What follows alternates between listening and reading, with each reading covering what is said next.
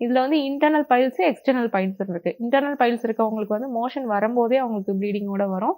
உள்ள வந்து அவங்களுக்கு இரிட்டேஷன்ஸ் இருக்கும். எரிச்சல் அந்த மாரி இதெல்லாம் இருக்கும். அதே மாதிரி எக்ஸ்டர்னல் பைல்ஸ்னா அவங்களுக்கு வந்து வெளிய வந்து ஒரு முலை மாதிரி அவங்களுக்கு காணப்படும். இது எல்லாமே வந்து நம்ம ஈஸியாவே சரி பண்ணிடலாம். பழைய சாதம் மட்டும் 1 வீக் நல்லா நாள் வந்து சாதம் ஆக்கி வச்சுட்டு, அதுல தண்ணியும் ஒரு 1 ஸ்பூன் இல்ல 2 ஸ்பூன் மோரும் ஊத்தி வச்சுருங்க. நைட் எடுத்து வச்சுருங்க.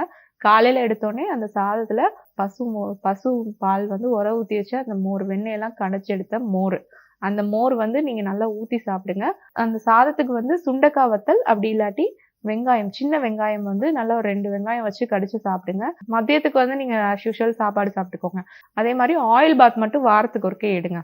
இதே மாதிரி ஒரு 1 வீக் வந்து தொடர்ச்சியா எடுத்துட்டு வந்தீங்க அப்படின்னா, ஸ்டார்ட்டிங்ல வந்து இந்த பைல்ஸ் தொந்தரவு இருக்கவங்களுக்கு, கான்ஸ்டிபேஷன் பிரச்சனைகள் இருக்கவங்களுக்கு எல்லாமே சரியாக ஆரம்பிச்சுரும்.